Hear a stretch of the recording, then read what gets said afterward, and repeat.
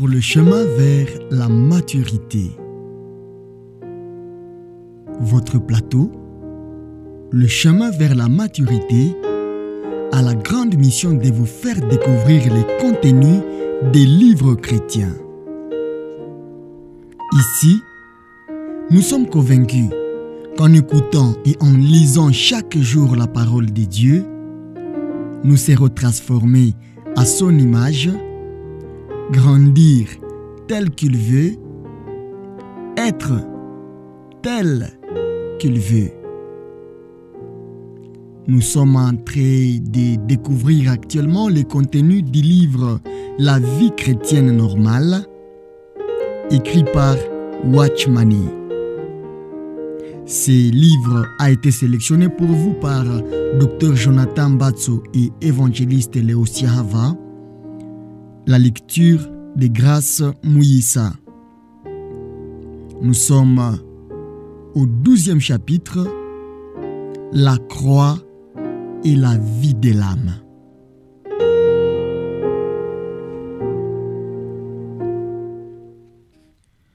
Dieu a pleinement pourvu à notre rédemption par la croix de Christ. Mais il ne s'est pas arrêté à cela. Dans cette croix, il a aussi assuré contre toute possibilité d'échec ses desseins éternels dont Paul nous dit qu'il a été caché de toute éternité en Dieu, le créateur de toutes choses. Ce dessein, il a maintenant proclamé afin que la sagesse de Dieu infiniment diverse soit manifestée par l'Église aux dominations et aux puissances dans les lieux célestes suivant ce dessein éternel qu'il a réalisé en Jésus-Christ, notre Seigneur. Éphésiens 3, 9 à 11. Nous avons dit que de l'œuvre de la croix résultent deux conséquences liées directement à l'accomplissement de ces desseins en nous. D'un côté, par cette œuvre, la vie de Christ a été libérée pour être répandue et trouver son expression en nous, par le moyen du Saint-Esprit qui demeure en nous. De l'autre côté, elle a rendu possible ce que nous appelons porter sa croix, c'est-à-dire notre coopération à l'action profonde et continue de sa mort pour que cette vie nouvelle soit manifestée en nous à mesure que l'homme naturel est amené à la soumission au Saint-Esprit qui est sa juste place.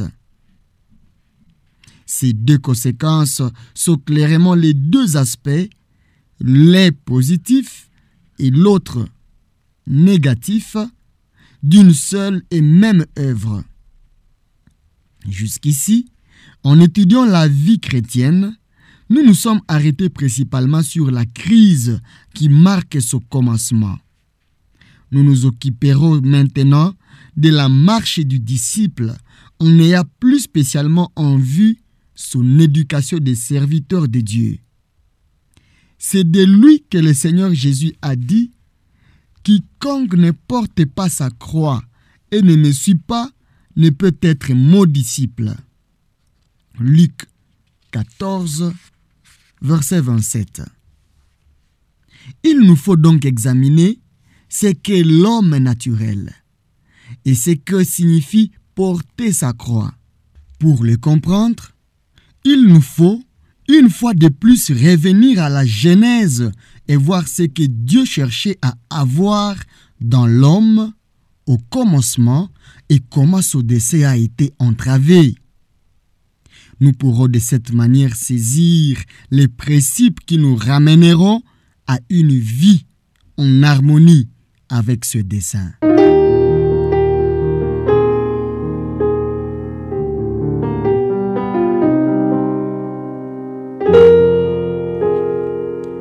La vraie nature de la chute.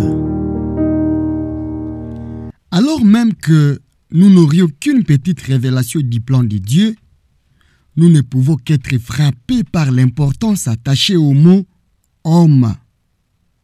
Nous dirons avec les psalmistes, « Qu'est-ce que l'homme pour que tu te souviennes de lui ?» Psaume 8, le verset 5. La Bible nous montre clairement que ce que Dieu désire par-dessus tout, c'est un homme selon son cœur. Dieu créa donc un homme. Nous apprenons dans Genèse 2, verset 7, qu'Adam fut créé une âme vivante, qu'il avait en lui un esprit par lequel il pouvait être en communion avec Dieu et qu'il avait un corps pour être en contact extérieurement avec le monde matériel. Certains passages du Nouveau Testament confirment ce triple caractère de l'être humain. Ceci par exemple, que tout votre être, l'esprit, l'âme et le corps soient conservés irrépréhensibles pour l'avènement de notre Seigneur Jésus-Christ. 1 Thessaloniciens 5, 23. La parole de Dieu atteint jusqu'à la division de l'âme et de l'esprit, des jointures et des moelles. Hébreux 4, verset 12. Par son esprit, Adam était en contact avec le monde spirituel de Dieu. Par son corps, il était en contact avec le monde physique des choses matérielles. Il réunissait en lui-même ces deux aspects de l'acte créateur de Dieu pour devenir une personnalité, une entité vivant dans le monde, agissant par elle-même et ayant la faculté du libre choix. Considéré dans son ensemble, il est ainsi un être conscient et capable de s'exprimer. Une âme vivante. Nous avons déjà vu qu'Adam avait été créé parfait. Nous voulons dire par cela qu'il était sans imperfection, parce que créé par Dieu, mais qu'il n'avait pas encore été rendu parfait dans l'expérience. Il avait encore besoin d'une dernière retouche. Dieu n'avait pas encore accompli tout ce qu'il avait le dessein de faire en Adam. Il avait quelque chose de plus en vue, mais cela demeurait encore en suspens. Dieu avait progressé dans l'accomplissement de son dessein en créant l'homme et d'un sein qui allait au-delà de l'homme lui-même, qui devait assurer à Dieu tout ce droit dans l'univers grâce à un instrument, l'homme lui-même. Mais comment l'homme pourrait-il être l'instrument de ses desseins? Uniquement par une coopération découlant d'une union vivante avec Dieu. Dieu cherchait à avoir sur la terre non seulement une race d'hommes d'un seul rang, mais une race où, dans chacun de ses membres, résiderait en plus sa vie. Une telle race devait finalement triompher de la chute de Satan et contribuer à l'accomplissement de tout ce qui était cher au cœur de Dieu. C'était là ce que Dieu avait en vue dans la création de l'homme. Nous avons vu ensuite qu'Adam avait été créé neutre. Il avait un esprit qui le rendait capable d'être en communion avec Dieu. Mais, en tant qu'homme, il n'avait pas encore été, pour ainsi dire, définitivement orienté. Il avait le pouvoir de choisir et il pouvait, s'il le désirait, se tourner du côté opposé. Le but de Dieu pour l'homme, c'était l'état de fils, ou, en d'autres termes, l'expression de sa vie dans des êtres humains.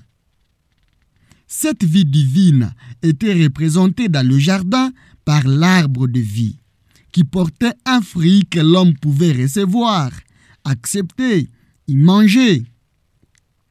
Si Adam, créé neutre, s'engageait volontairement sur ces chemins, en choisissant librement d'être dépendant de Dieu, s'il acceptait le fruit de l'arbre de vie qui représentait la vie même de Dieu, alors Dieu partagerait sa vie avec les hommes.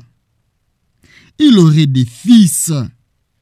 Mais si par contre Adam se tournait vers l'arbre de la connaissance du bien et du mal, il serait libre de se développer selon ses propres penchants, en dehors de Dieu. Cependant, parce que ce dernier choix entraînait la complicité avec Satan, Adam se trouverait ainsi dans l'impossibilité d'atteindre les buts auxquels Dieu l'avait destiné.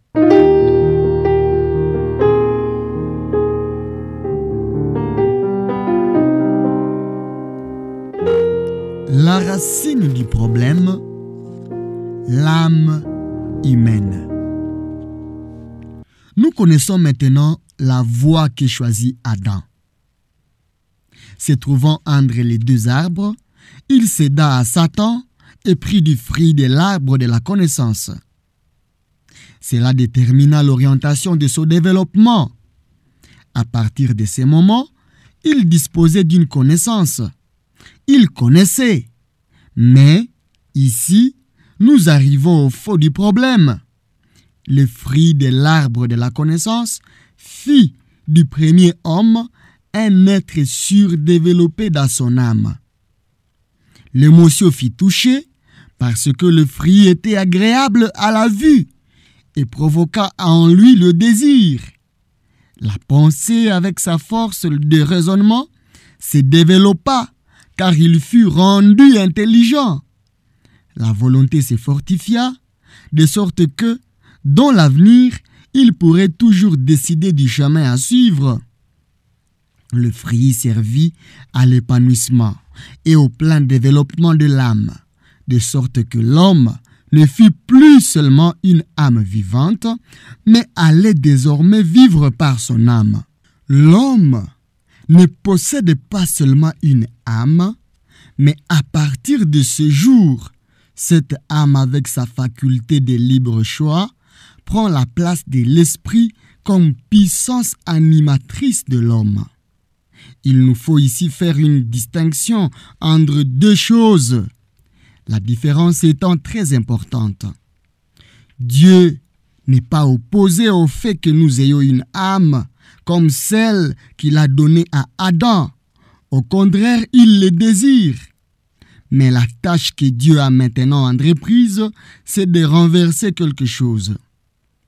Il y a aujourd'hui quelque chose dans l'homme qui ne provient pas simplement de l'existence de son âme, mais du fait qu'il vit par son âme. C'est ce que Satan a produit par la chute. Il a poussé l'homme à s'engager dans une voie où son âme se développerait à un tel point qu'elle deviendrait la source même de sa vie. Il nous faut cependant faire attention. Pour remédier à cela, nous n'allons pas essayer d'anéantir tout ce qui est de l'âme. On ne peut pas faire cela. Si aujourd'hui la croix agit véritablement en nous, cela ne veut pas dire que nous devenons inertes, insensibles, sans caractère. Non! Nous possédons encore une âme et toutes les fois que nous recevons quelque chose de Dieu, elle nous sera toujours utile, mais comme un instrument, une faculté qui lui sont véritablement soumis. La question reste donc celle-ci. En ce qui concerne l'âme, est-ce que nous restons dans les limites fixées par Dieu, à l'intérieur des limites qu'il a établies au commencement dans le jardin, ou bien est-ce que nous sortons de ces limites? Ce que Dieu nous fait maintenant, c'est le travail d'émondage du vigneron. Il y a dans nos âmes un développement indiscipliné, une croissance déréglée qui doivent être contrôlées et arrêtées. Il faut que Dieu trache cela. Il faut que nos yeux soient ouverts sur ces deux aspects de l'action de Dieu en nous. D'un côté, Dieu cherche à nous amener à la place où nous vivons par la vie de son Fils.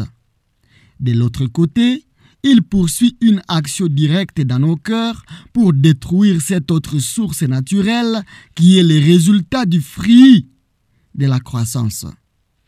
Nous apprenons chaque jour ces deux leçons. Un accroissement de la vie de son Fils et un arrêt et une mise à mort de cette vie de l'âme. Ces deux actions se continuent sans cesse, car Dieu cherche le développement parfait de la vie de son Fils en nous, afin de pouvoir manifester lui-même, et dans ce but, il nous ramène en ce qui concerne notre âme au point de départ d'Adam. Paul dit à ce sujet, « Nous qui vivons, nous sommes sans cesse livrés à la mort à cause de Jésus, afin que la vie de Jésus soit aussi manifestée dans notre chair mortelle. » 2 Corinthiens 4, verset 11. Qu'est-ce que cela signifie? Cela veut dire tout simplement que je n'entreprendrai rien sans me confier à Dieu. Je ne trouverai aucune capacité en moi-même. Je ne ferai aucun pas simplement parce que j'ai le pouvoir de le faire. Alors même que j'aurais hérité d'un tel pouvoir, je ne m'en servirai pas. Je ne mettrai aucune confiance en moi-même. En prenant le fruit, Adam devait possesseur d'un pouvoir d'action inhérent, mais d'un pouvoir qui le livra directement entre les mains de Satan. Nous perdons ce pouvoir d'action lorsque nous en arrivons à connaître le Seigneur. Le Seigneur nous l'enlève et nous découvrons qu'il nous est désormais impossible d'agir de notre propre initiative. Nous devons vivre par la vie d'un autre. Nous devons tout recevoir de lui. Mes chers amis, je crois que nous tous, nous nous connaissons nous-mêmes, dans une certaine mesure, mais trop souvent, nous ne tremblons pas à cause de ce que nous sommes.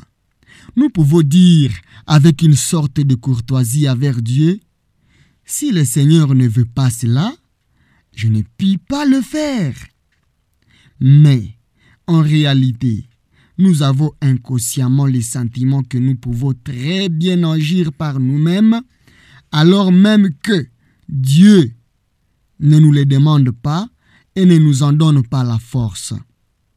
Nous sommes trop souvent poussés à agir, à penser, à décider, à manifester notre force indépendamment de lui. Beaucoup d'entre nous, chrétiens d'aujourd'hui, nous sommes des êtres dont l'âme est surdéveloppée. Nous sommes devenus trop grands en nous-mêmes. Nous sommes dominés par notre âme.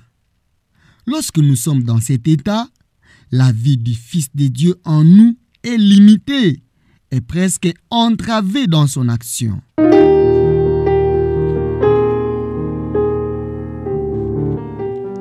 L'énergie naturelle dans l'œuvre de Dieu. La puissance, l'énergie de l'âme se trouve en nous tous. Ceux qui ont été à l'école du Seigneur refusent ces principes en tant que principes de vie. Ils refusent de vivre par leur âme.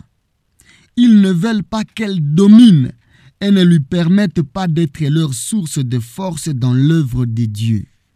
Mais ceux qui n'ont pas été instruits par Dieu se reposent sur elle. Ils l'emploient, ils pensent qu'en elle est la puissance. Prenons un exemple évident. Nombreux sont ceux d'entre nous qui, dans le passé, ont raisonné de la manière suivante. Voici un homme d'un naturel aimable et bon, doué d'une intelligence vive, d'un jugement sûr et possédant une grande aptitude à l'organisation. Nous disons à nous-mêmes, si cet homme était chrétien, quel enrichissement ce serait pour l'Église. Si seulement il appartenait au Seigneur, quelle valeur cela signifierait pour sa cause. Mais réfléchissons un instant. D'où cet homme a-t-il tiré son bon naturel? D'où lui viennent ses aptitudes à diriger et sa sûreté des jugements? Non pas de la nouvelle naissance, puisqu'il n'est pas encore né de nouveau. Nous savons que tous, nous sommes nés de la chair. C'est pourquoi il nous faut naître de nouveau. Mais le Seigneur Jésus nous dit dans Jean chapitre 3 verset 6, « Ce qui est né de la chair est chair. » Tout ce que je n'ai pas reçu par la nouvelle naissance, mais que j'ai hérité par ma naissance naturelle, est chair. Et ne peut apporter de gloire qu'à l'homme et jamais à Dieu. Cette déclaration peut nous paraître amère, mais elle est vraie. Nous avons parlé de la puissance de l'âme ou de l'énergie naturelle. Qu'est-ce que cette énergie naturelle? C'est simplement ce que j'ai pu faire, ce que je suis par moi-même, ce que j'ai hérité de dons et de ressources naturelles. Aucun d'entre nous n'est dépourvu de cette puissance de l'âme. Et notre premier grand besoin est de reconnaître sa nature réelle. Prenons par exemple l'intelligence humaine. Je puis avoir par nature un esprit vif. Avant ma nouvelle naissance, je le possédais naturellement comme quelque chose qui s'était développé normalement depuis ma naissance naturelle. Mais c'est ici que la difficulté surgit. Je me suis converti. Je suis né de nouveau. Une œuvre profonde s'est faite dans mon esprit. Une union essentielle s'est établie avec le Père de notre esprit. Il y a maintenant deux choses en moi. Je suis uni à Dieu par un lien qui a été établi dans mon esprit, mais en même temps, je porte encore en moi quelque chose qui me vient de ma naissance naturelle. Que dois-je faire à cet égard? La tendance naturelle est celle-ci. J'exerçais auparavant mon intelligence pour m'intéresser à l'histoire, aux affaires, à la chimie, aux questions de ce monde, à la littérature, à la poésie. J'employais mon intelligence à piser ce qu'il y avait de meilleur dans ces études. Maintenant, mes désirs ont changé. J'emploierai donc désormais cette même intelligence dans les choses de Dieu. J'ai donc changé l'objet de mon intérêt, mais je n'ai pas changé ma méthode de travail. Voilà tout le problème. Mes intérêts ont été entièrement changés. Que Dieu en soit loué. Mais j'utilise maintenant la même énergie pour étudier les Corinthiens et les Éphésiens que celle que j'employais autrefois pour étudier l'histoire et la géographie. Mais ceci n'est pas de Dieu, et Dieu ne le permettra pas. La difficulté pour beaucoup d'entre nous, c'est que nous avons changé le canal qui véhicule nos énergies sans avoir changé la source de ces énergies. Nous verrons qu'il y a une quantité de choses semblables que nous transportons du domaine naturel dans le domaine du service de Dieu. Considérons la question de l'éloquence. Il existe des hommes qui sont des orateurs nés. Ils peuvent présenter un sujet de manière très convaincante. Ils se convertissent sans nous préoccuper de leur position spirituelle. Nous les poussons sur une estrade pour en faire des prédicateurs. Nous les encourageons à employer leur talent naturel pour la prédication de l'Évangile. Seul le sujet a changé, mais la source de l'énergie est restée la même. Nous oublions que lorsqu'il s'agit des ressources nécessaires pour s'occuper des choses de Dieu, ce n'est plus une question de valeur comparative, mais d'origine. Il ne s'agit pas tellement de ce que nous faisons, mais plutôt de l'origine de l'énergie que nous employons. Nous ne pensons pas assez à la source de notre énergie et trop au but vers lequel elle est dirigée, oubliant que, pour Dieu, la fin ne justifie pas les moyens. L'exemple suivant qui est imaginé confirmera notre pensée. Monsieur A est un excellent orateur. Il peut parler avec aisance et de manière convaincante sur n'importe quel sujet. Mais pour les choses pratiques, il n'a aucun don naturel. Monsieur B, de notre côté, est un piètre orateur. Il n'arrive pas à s'exprimer clairement, il tourne autour de ce sujet sans jamais parvenir à une conclusion. Mais il est un organisateur plein de ressources, compétent dans toutes les affaires pratiques. Ces deux hommes se convertissent et deviennent des chrétiens vivants. Supposons maintenant que je leur demande à tous, les deux, de prendre la parole lors d'une convention et qu'ils acceptent tous les deux. Que va-t-il se passer? J'ai demandé la même chose à ces deux hommes, mais lequel des deux, à votre avis, va se préparer le plus sérieusement par la prière? Certainement, monsieur B. Pourquoi? Parce qu'il n'est pas orateur. En ce qui concerne l'éloquence, il n'a aucune capacité naturelle sur laquelle il pourrait s'appuyer. Il priera, « Seigneur, si tu ne me donnes pas le pouvoir de le faire, je ne le pourrai pas. » Sans doute, M. A priera aussi, mais peut-être pas de la même manière que M. B, parce qu'il a des capacités naturelles sur lesquelles il peut compter.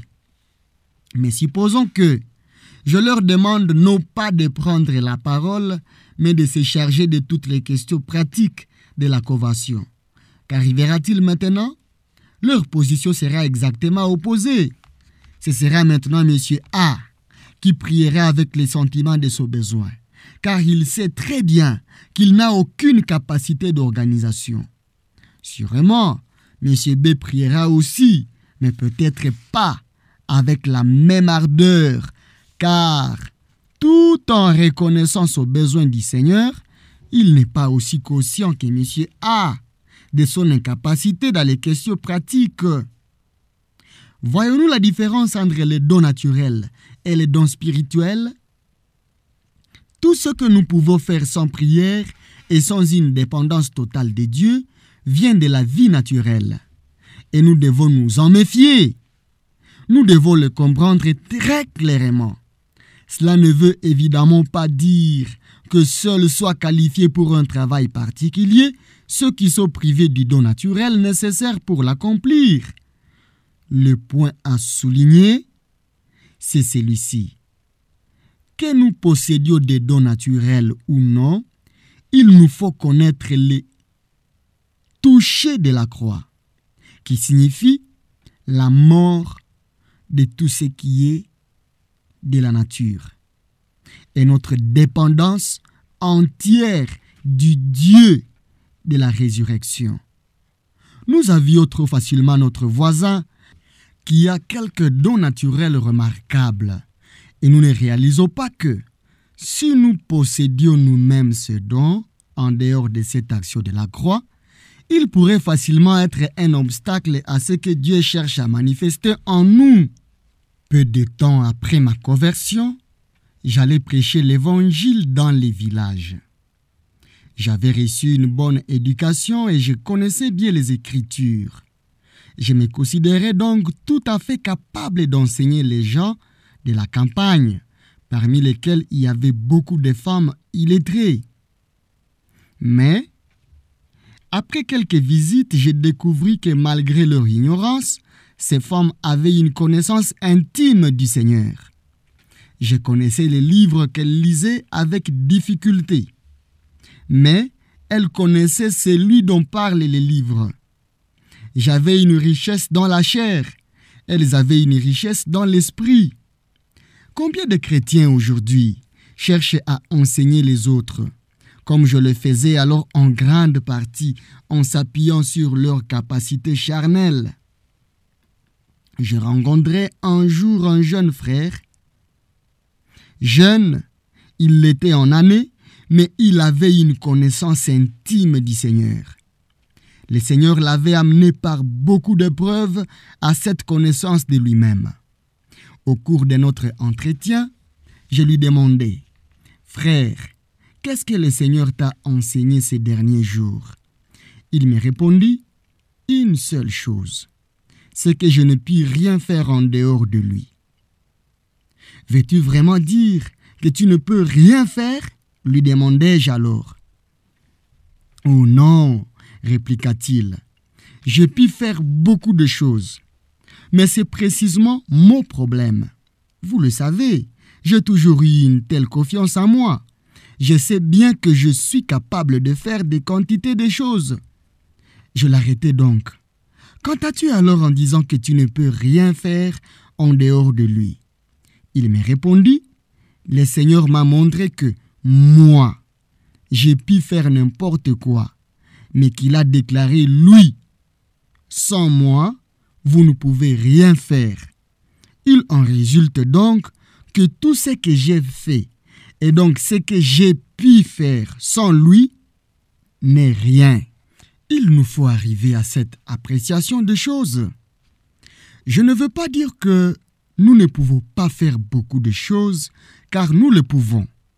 Nous pouvons organiser des réunions et édifier des églises. Nous pouvons aller jusqu'aux extrémités de la terre et fonder des missions. Et nous pouvons paraître porter du fruit. Mais, souvenons-nous de la parole du Seigneur. Toute plante que mon Père céleste n'a point plantée sera déracinée. Matthieu 15, verset 13. Dieu est le seul créateur légitime dans cet univers. Au commencement, Dieu créa les cieux et la terre. Genèse, chapitre 1er, le verset 1. Tout ce que vous projetez et mettez sur pied a son origine dans la chair et n'atteindra jamais les domaines de l'esprit, malgré tous les sérieux avec lesquels vous évoquerez la bénédiction de Dieu sur votre effort. Cela peut se prolonger durant des années et vous penserez alors qu'une mise au point ici, une amélioration là, pour élever votre œuvre à un niveau supérieur. Mais cela est impossible. L'origine d'une chose détermine sa destination. Et ce qui est de la chair à l'origine ne pourra jamais devenir spirituel par aucun perfectionnement. Ce qui est né de la chair est chair et ne sera jamais autre chose. Tout ce que nous pouvons accomplir par nous-mêmes n'est rien aux yeux de Dieu. Et il nous faut accepter l'appréciation de Dieu et reconnaître que ce n'est rien. La chair ne sert de rien. Jean 6, verset 63. Seul ce qui vient d'en haut peut demeurer. Nous ne pouvons pas voir cette vérité simplement parce que nous l'attendons. Il faut que Dieu nous enseigne ce qu'elle signifie en mettant le doigt sur une chose qu'il voit en nous et qu'il nous dise « Ceci est de la nature, ceci a sa source dans la vieille création, ceci ne saurait subsister. » Jusqu'au moment où Dieu interviendra de cette manière, nous pourrons être d'accord en principe, mais nous ne pourrons pas voir réellement. Nous pourrons approuver cet enseignement et même en jouir, mais nous n'aurons jamais vraiment horreur de nous-mêmes. Mais un jour viendra où Dieu ouvrira nos yeux face à une situation particulière. Nous devrons dire, comme par révélation, cela est souillé, c'est impur. Seigneur, je le vois. Ces mots pureté, un des mots précieux. Je l'associe toujours à l'esprit. La pureté représente quelque chose qui est totalement de l'esprit. L'impureté signifie mélange. Lorsque Dieu ouvre nos yeux et nous fait voir que la vie naturelle est quelque chose qu'il ne pourra jamais employer dans son œuvre, nous découvrons que nous cessons de jouir de cette doctrine. Nous nous prenons plutôt en horreur à cause de l'impureté qui est en nous. Mais quand nous en sommes là, Dieu commence son œuvre de délivrance. Nous considérons dans un instant comment Dieu a pourvu à cette délivrance, mais il nous faut encore nous arrêter un peu sur cette question de la révélation.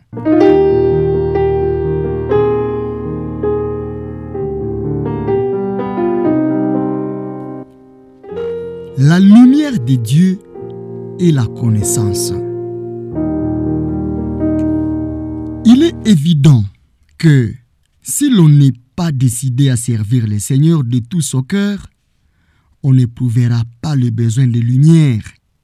Ce n'est que lorsqu'on a été saisi par Dieu et que l'on cherche à avancer avec lui, que l'on sent combien la lumière est nécessaire. Il y a en nous un besoin fondamental de lumière pour connaître la pensée de Dieu, pour savoir ce qui est de l'esprit et ce qui est de l'âme, pour connaître ce qui est divin et ce qui est simplement de l'homme, pour discerner ce qui est vraiment céleste et ce qui n'est que terrestre, pour saisir la différence entre les choses qui sont spirituelles et les choses qui sont charnelles, pour savoir si c'est réellement Dieu qui nous dirige ou si nous marchons par nos sentiments, nos impressions et notre imagination. Lorsque nous sommes arrivés au point où nous voulons suivre Dieu en toutes choses, nous découvrons que la lumière est la chose la plus nécessaire dans la vie chrétienne. Lors de mes entretiens avec des frères et sœurs plus jeunes, une question revient toujours à nouveau. Comment puis-je savoir si je marche dans l'esprit? Comment puis-je discerner si telle impulsion vient du Saint-Esprit ou de moi-même? Il semble que ces problèmes les préoccupent tous, mais quelques-uns sont allés plus loin.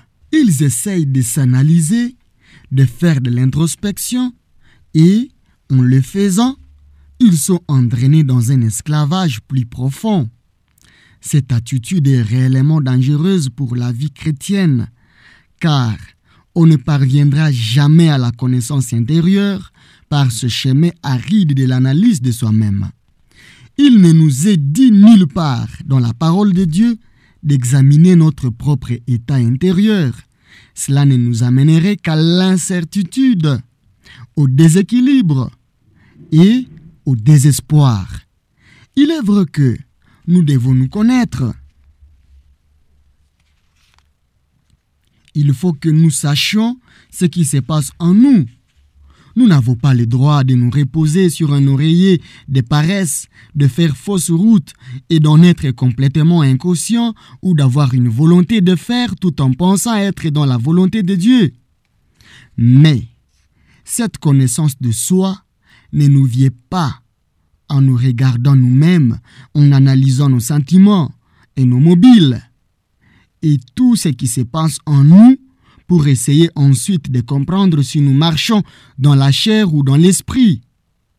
Nous avons, dans les psaumes, plusieurs passages qui illuminent cette question. Le premier se trouve dans le psaume 36, verset 10. « C'est par ta lumière que nous voyons la lumière. » Je pense que c'est l'un des plus beaux versets de l'Ancien Testament. Il y a là deux lumières. Il y a ta lumière. Et lorsque nous sommes entrés dans cette lumière-là, nous voyons la lumière. Il y a une différence entre ces deux lumières. Nous pourrions dire que la première est objective et la seconde est subjective. La première lumière est celle qui appartient à Dieu et qui est répandue sur nous. La seconde est la connaissance qui nous est donnée par cette lumière. C'est par ta lumière que nous voyons la lumière. Nous connaîtrons quelque chose, nous en aurons une certitude. Nous verrons, ce n'est pas en nous tournant sur nous-mêmes, ni en nous obligeant à un examen introspectif, que nous serons amenés à cette clarté. Non, c'est lorsque la lumière nous vient de Dieu que nous voyons. Cela me paraît si simple. Si nous voulons être assurés que notre visage est propre, que ferons-nous? Est-ce que Nous les tâterons soigneusement avec nos mains? Non, sûrement pas. Nous prendrons un miroir et nous nous approcherons de la lumière. À cette lumière, tout deviendra clair. Nous ne verrons jamais rien, ni en touchant, ni en analysant. La vision ne nous vient que par la lumière de Dieu, qui pénètre en nous. Et lorsqu'elle est entrée en nous, il ne nous est plus nécessaire de demander si une chose est bonne ou mauvaise. Nous savons. Nous nous souvenons aussi de ce que dit l'auteur du psaume 139, le 23e vers. « Sonde-moi, ô Dieu fort, et connais mon cœur. » Nous nous rendons bien compte, n'est-ce pas, de ce que signifie cette demande. « Sonde-moi ». Elle ne signifie certainement pas que je me sonde moi-même. Sonde-moi signifie toi, sonde-moi. C'est de cette manière que nous vient la lumière. Il faut que Dieu entre en moi pour me sonder. Ce n'est pas à moi à le faire. Mais cela ne veut pas dire que je doive avancer aveuglément, sans me soucier de mon état véritable. Certainement pas. Ce que nous désirons souligner, c'est ceci. Tous mes examens de conscience, malgré tout ce qu'ils me révéleront des choses qui ont besoin d'être mises en ordre, n'iront jamais au-dessous de la surface. Une vraie connaissance de moi-même ne me viendra jamais par mes propres efforts, mais uniquement lorsque je laisserai à Dieu le soin de me sonder. Mais nous demanderons peut-être ce que veut dire en pratique se placer dans la lumière. Comment réaliser cela? Comment pouvons-nous voir la lumière par sa lumière? Ici encore, le psalmiste vient à notre aide. Tes paroles sont une révélation qui est claire. Elles donnent de l'intelligence aux simples. Psaume 119, le vers 130. Dans les choses spirituelles, nous sommes tous simples.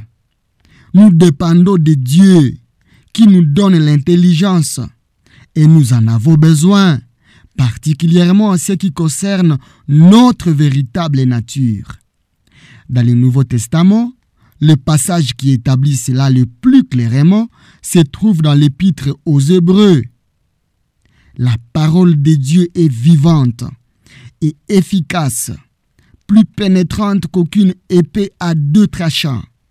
Elle atteint jusqu'à la division de l'âme et de l'esprit, des jointures et des moelles. Elle est le juge des intentions et des pensées du cœur. Aucune créature n'est cachée devant lui, mais tout est à nu et à découvert aux yeux de celui à qui nous devons rendre compte. Hébreux 4, 12 à 13. Oui, c'est la parole de Dieu, la parole pénétrante de la vérité, qui donne la réponse à nos questions.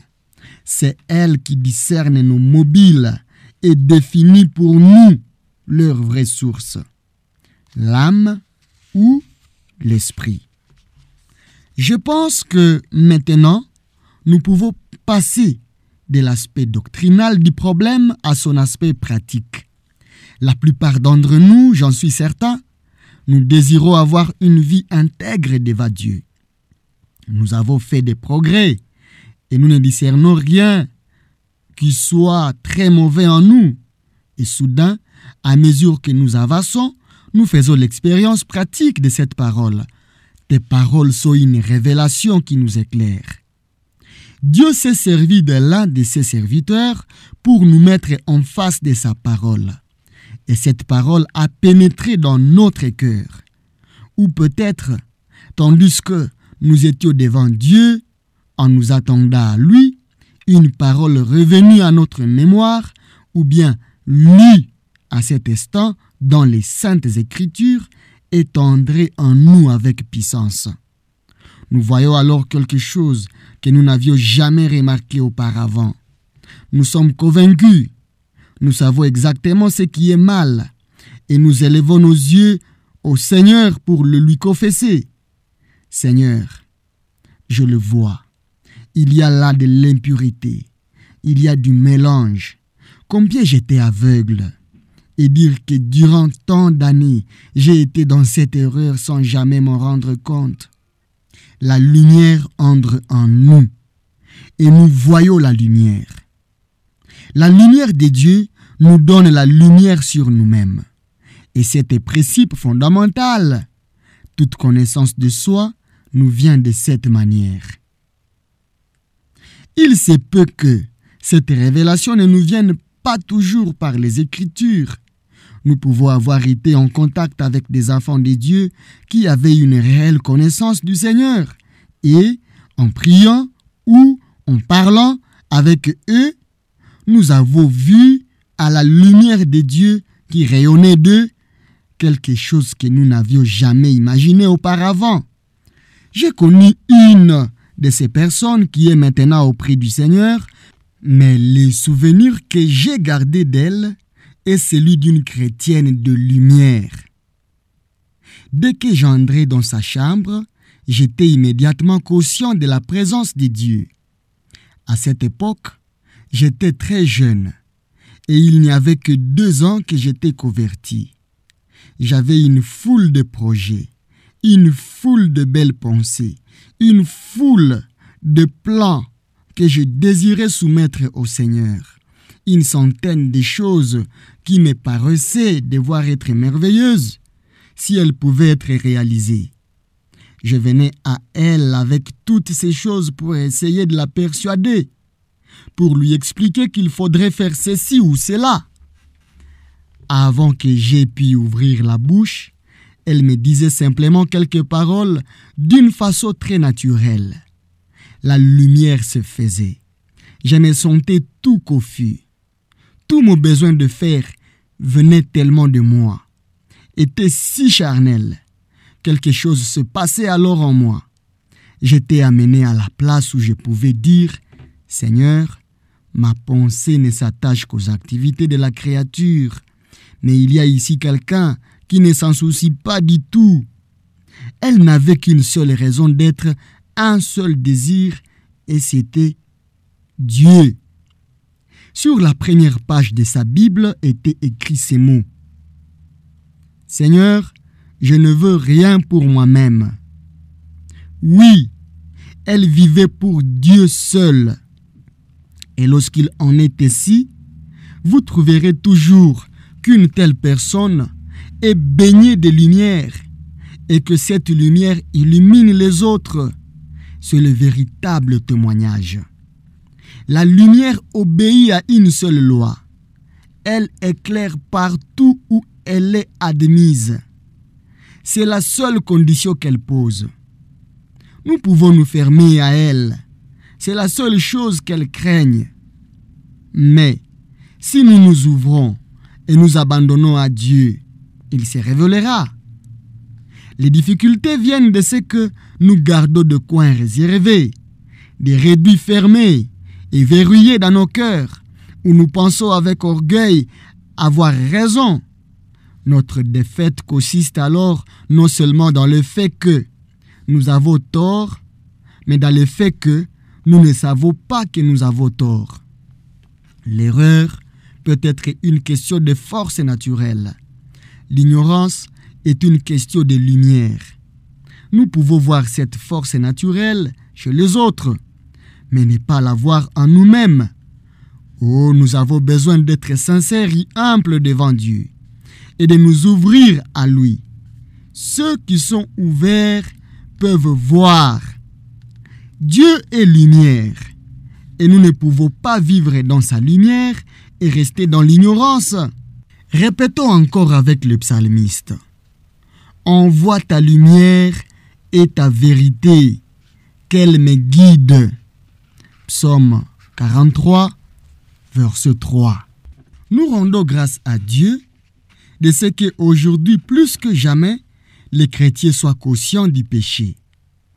En bien des lieux, les yeux des chrétiens ont été ouverts sur le fait que la victoire sur le péché, sur chaque péché, est importante dans la vie chrétienne. Et il en résulte que beaucoup marchent plus près du Seigneur pour chercher la délivrance et la victoire sur ces péchés. Nous louons notre Seigneur pour chaque mouvement qui rapproche de lui, pour tout mouvement qui ramène à une vraie sainteté devant Dieu. Et pourtant, cela ne suffit pas. Il y a une chose qui doit être touchée, c'est la vie même de l'homme, et non seulement ses péchés. La question de la personnalité de l'homme, de l'énergie, de son âme, voilà le cœur du problème. En ramenant tout à la question du péché, on reste encore à la surface du problème. Tant que la sainteté n'est considérée que sous l'angle du péché, elle demeure quelque chose d'extérieur, de superficiel. On n'a pas encore atteint la racine du mal. Adam n'a pas fait entrer le péché dans le monde en commettant un meurtre. Cela arriva plus tard. Adam fit entrer le péché en choisissant les chemins par lesquels se développerait son âme, afin de pouvoir marcher seul, indépendamment de Dieu. C'est pourquoi, quand Dieu s'assure une race d'hommes qui servira à sa gloire et qui sera son instrument pour l'accomplissement de son dessein dans l'univers, la vie de chacun de ces hommes, oui, leur respiration même, sera dépendante de lui. Il sera pour eux l'arbre de vie. Les besoins que je ressens de plus en plus pour moi-même et pour nous tous, enfants de Dieu, c'est de rechercher devant Dieu une véritable révélation de nous-mêmes. Je le répète, je n'entends pas par là que nous devions continuellement nous examiner nous-mêmes en nous demandant « Voyons, ceci est-il de l'âme ou de l'esprit ?» Cela ne nous amènerait à rien. Ce n'est qu'obscurité. Non. Les Écritures nous montrent comment les hommes de Dieu sont arrivés à une connaissance d'eux-mêmes. C'est toujours par une lumière venue de Dieu. Et cette lumière est Dieu lui-même. Isaïe, Ézéchiel, Daniel, Pierre, Paul, Jean, tous sont arrivés à une connaissance d'eux-mêmes parce que le Seigneur s'était lui-même manifesté à eux avec éclat et cette lumière avait fait jaillir la révélation et la conviction. Alors je dis, malheur à moi car je suis un homme dont les lèvres sont impures et je demeure au milieu d'un peuple dont les lèvres sont souillées et mes yeux ont vu le roi, l'Éternel des armées. Isaïe 6, verset 5. La splendeur qui se voyait autour de lui était pareille à celle de l'arc qui est dans la nuée en le jour de pluie. Cette vision représentait l'image de la gloire de l'Éternel. À sa vue, je tombais sur ma face et j'entendis une voix qui parlait. Ézéchiel, chapitre 1er, verset 28. Je restais donc seul, et à la vue de cette grande apparition, je demeurais sans force. Mon visage changeant de couleur, il devint livide, et je perdis toutes mes forces. Daniel 10, verset 8. Le Seigneur s'étant retourné, regarda Pierre. Pierre s'est ressouvint de la parole que le Seigneur lui avait dite. Avant que le coq chante aujourd'hui, tu me renieras 3 fois. Et étant sorti, il pleura amèrement. Luc 22, 61 à 62. Comme il était en chemin et qu'il approchait de Damas, tout à coup une lumière venant du ciel resplendit autour de lui. Il tomba à terre et entendit une voix qui lui disait « Saul, Saul, pourquoi me persécutes-tu » Il répondit « Qui es-tu, Seigneur » Le Seigneur dit « Je suis Jésus que tu persécutes. » 3 à 5. En le voyant, je tombais à ses pieds comme mort. Mais il posa sa main droite sur moi et il me dit, ne crains point. Apocalypse, chapitre 1er, verset 17. Nous ne connaîtrons jamais combien le péché est haïssable et combien nous le sommes en nous-mêmes, tant que cette lumière éclatante de Dieu n'a pas jailli sur nous. Je ne parlais pas d'une sensation, mais d'une révélation intérieure du Seigneur lui-même par sa parole. Elle fait pour nous ce que la doctrine seule ne saurait jamais faire. Christ est notre lumière. Il est la parole vivante. Et lorsque nous lisons les Écritures, cette vie qui est en lui nous apporte la révélation. La vie était la lumière des hommes. Jean, chapitre 1er, le verset 4.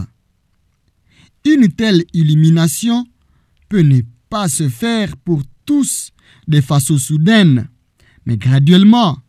Cependant, elle sera de plus en plus claire et pénétrante jusqu'à ce que nous soyons dans la lumière de Dieu, et que disparaisse toute notre confiance en nous-mêmes.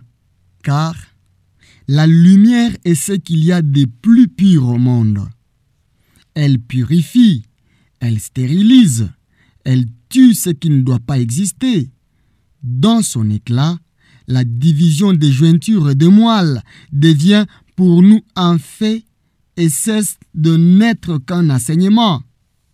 Nous connaissons la crainte et le tremblement à mesure que nous comprenons la corruption de la nature humaine, la laideur de notre moi et la réelle menace qu'est pour l'œuvre de Dieu notre vie propre et l'énergie sans frais de notre âme.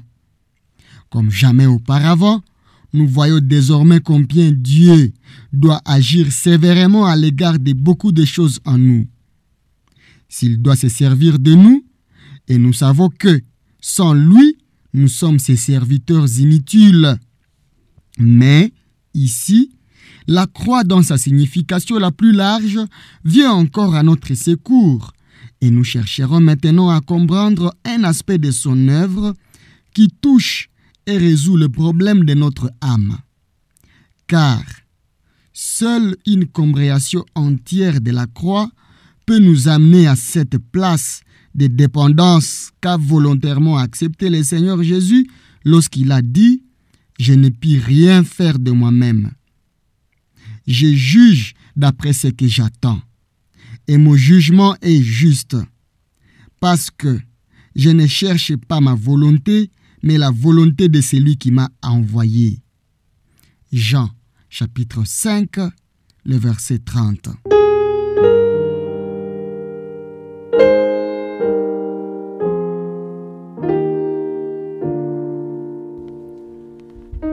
Merci d'avoir suivi cette capsule.